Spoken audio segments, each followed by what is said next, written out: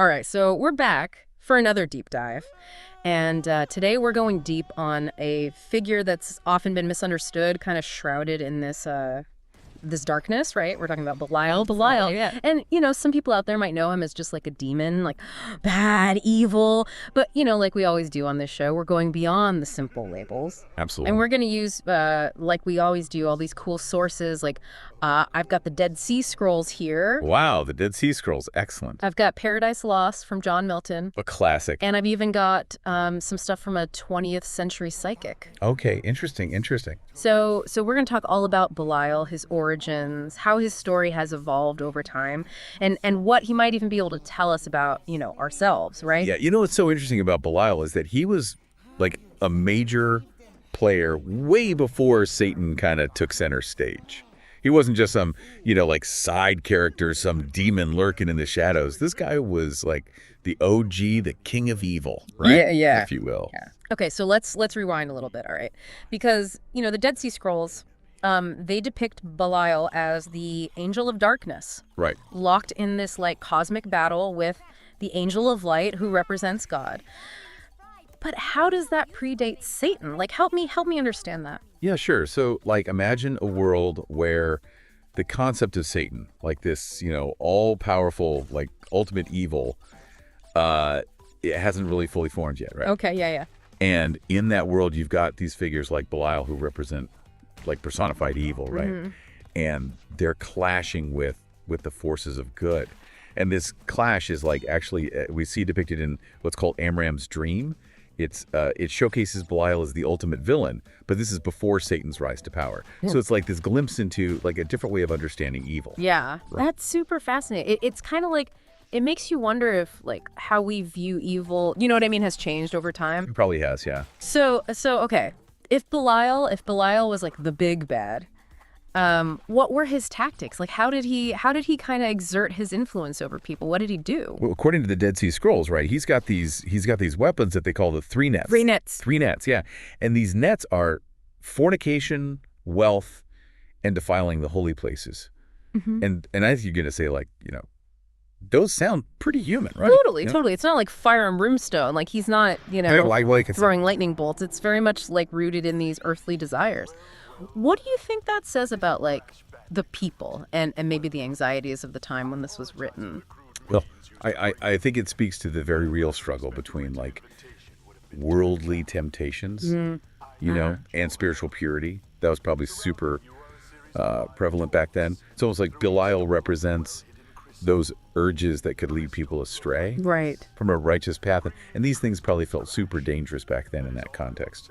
Yeah. And then if we go to the Testament of the 12 Patriarchs, it kind of echoes that idea of Belial being like an internal struggle, doesn't it? It does. There's a passage that says, fornication draws people closer to Belial and separates them from God. Yeah. And they even go so far as to say that when the soul is disturbed, it's Belial who's in control. Whoa. Pretty powerful stuff. So it's not just this external temptation, right? No. But it's like the inner turmoil, the disturbed soul that gives Belial his power. It's almost like a psychological profile, but it's thousands of years old, which is crazy. It really is, and it actually gets even more interesting, because the Testament of the 12 Patriarchs also tells us that when the Egyptians, they finally free the Israelites, Belial chooses to remain in darkness, but he stays with the Egyptians. Interesting. What do you make of that choice? Why would he single out Egypt like that? That's a great question. It could be interpreted as like a statement on the perceived wickedness of Egyptian society at the time. Mm-hmm. At least from the perspective of whoever wrote this text. Right. And we have to remember that these narratives were shaped by a very specific cultural and historical viewpoint. Mm. But it could also suggest that Belial represents this stubborn refusal of redemption, like a clinging to darkness even when offered a path to light. It's almost like by staying with the Egyptians, Belial is making a statement about those who actively choose darkness. Yeah. Who refuse to change even when they're presented with a better path. That's a great way to put it, yeah. And that's what I love about studying these ancient texts. They offer us these glimpses into how people wrestled with these really big questions, these existential questions about good and evil, temptation, redemption. Yeah. all of it, right? Absolutely. Really fascinating stuff. But Belial's story, like, it doesn't end there with just the ancient biblical texts, right? It doesn't. This guy pops up in some pretty surprising places throughout history. Like, I mean, he makes appearances in works by, like, John Milton in Paradise Lost. Paradise Lost, right. Robert Browning in Soliloquy of the Spanish Cloister. These aren't your typical Sunday school stories. They're not. They're not. And that's what's so interesting is that, both Milton and Browning, they were known for like pushing the boundaries, right, of religious thought, challenging those traditional narratives. So their portrayals of Belial might reflect a more like nuanced understanding of his role in this whole thing. So he becomes more complex in their hands. Okay, so what kind of Belial are we seeing in these works? Like, paint us a picture. Well, in Paradise Lost, Belial is this incredibly eloquent demon, super persuasive. Really? Yeah, and he's actually arguing against war with heaven. Oh, wow. It's all about like avoiding conflict, indulging in pleasure, ease, that kind of thing. Interesting. You could almost say that he represents like apathy or even like pacifism, although it's ultimately self-serving. Yeah. Yeah, it's almost like he's tempting the other demons with a different kind of evil, right? Exactly. Like, not through outright violence, but through like complacency and inaction. It definitely challenges our preconceived notions of like what a demonic figure should be. It really does. And then you've got Browning's Soliloquy of the Spanish Cloister. Yeah. And here Belial is invoked by a jealous monk. This monk is like plotting against his fellow brother. Oh, wow. Okay. And it's less about these cosmic battles and more about those very human emotions of envy and spite. So it's almost like Belial becomes this tool for the monk's own vendetta. Yes. It's this way to channel his like darker impulses. Right. It makes you wonder, like, is Belial just a reflection of our own internal struggles, or is there something more to him? Like, what do you think? I think that's the million-dollar question. And as we go further through this journey, we're going to encounter Belial in another realm. We're going to talk about the world of the occult. Oh. We're talking about things like the Lesser Key of Solomon, the Goetia.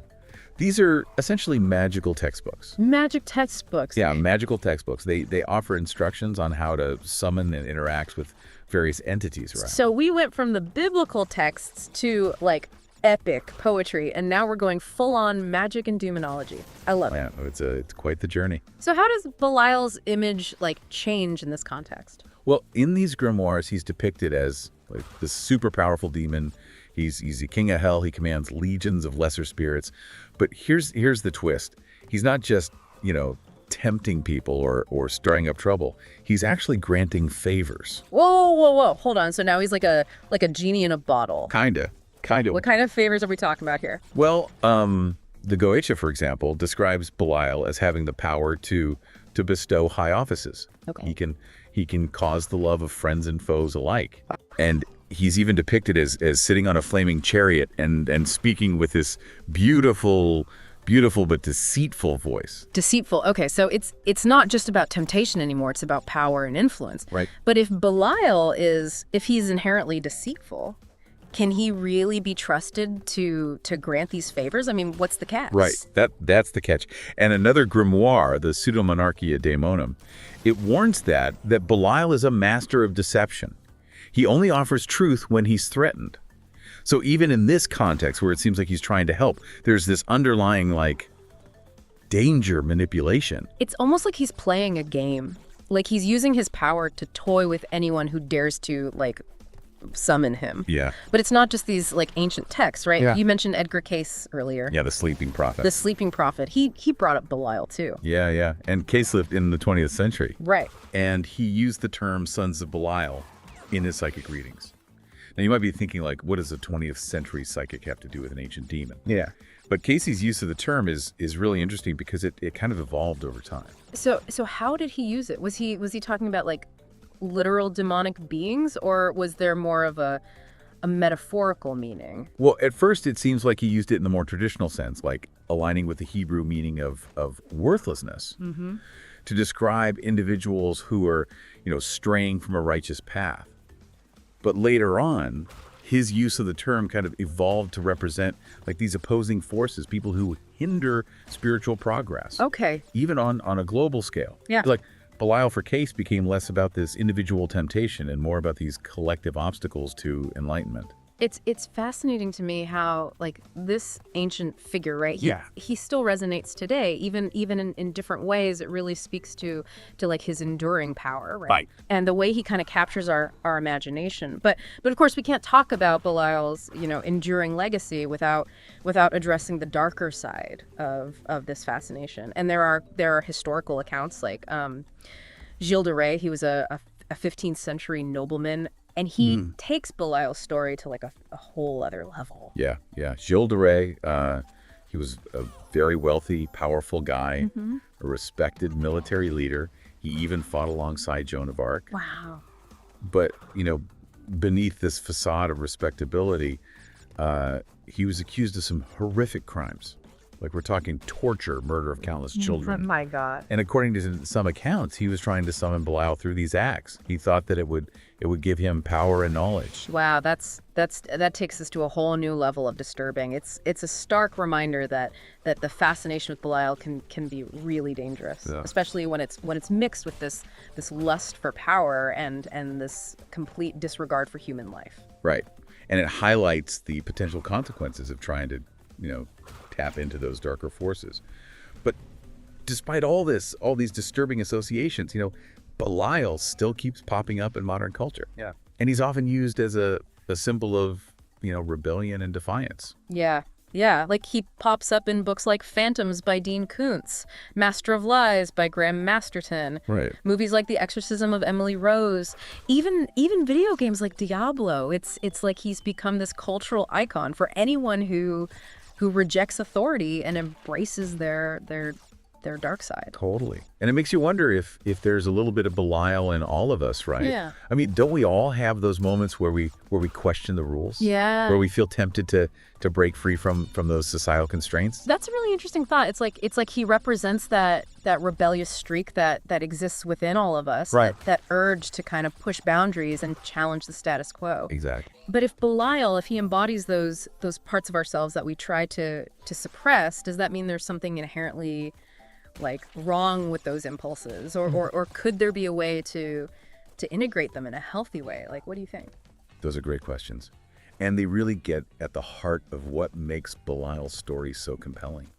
Because he forces us to confront not only the darkness that's within ourselves, but also the complexities of good and evil, temptation, redemption.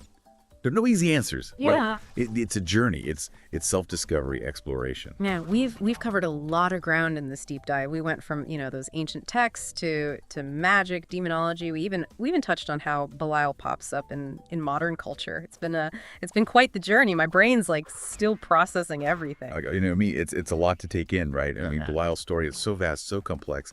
It spans centuries, different cultures. It really is a testament to just how powerful his story is and how it keeps fascinating us and challenging us. So as we're wrapping up this deep dive, I guess what would you say is the main takeaway here? What have we learned about Belial that might surprise people? I think the most important thing is that Belial's story, it's not just this simple story of good versus evil. Yeah. It's way more nuanced than that. He's a shapeshifter. He's a trickster. He's someone who embodies like our deepest fears and our most rebellious desires. It's interesting, right? Because when you really think about it, like Belial's temptations, things like wealth, pleasure, power, those aren't like inherently bad things. Right. It's only when they like consume us, when they become our main focus in life. Absolutely. It's about balance, right? Yeah. Belial, I think in a way, he forces us to kind of look at those parts of ourselves that we might not always be comfortable with. Yeah. He challenges us to examine like why we do things, what we want, and to ask ourselves what really matters in life. So instead of being afraid of Belial, maybe we should look at him as like an opportunity for some self-reflection. Yeah. Like a chance to kind of explore those darker parts of ourselves and come out stronger, better, more aware. I love that. I think that's a great way to think about it, because Belial's story reminds us that we all have shadows, and that acknowledging them and integrating them, that's how we grow. That's how we evolve. Man, this has been an amazing deep dive. We learned so much about Belial from his ancient beginnings to how we see him today. But like you said before, this is just the beginning, Oh, right? absolutely. There's so much more to uncover, so many layers to Belial's story that we didn't even get to. And that's what's so great about these deep dives. They make you curious and they push you to keep learning. So to everyone listening out there, we'll leave you with this. Remember Edgar Cayce, the sleeping prophet. He saw Belial's influence even in the 20th century. And if a psychic like Cayce was grappling with this concept, what does that tell us about Belial's impact on our world today? Keep exploring, keep asking those tough questions, and as always, happy deep diving.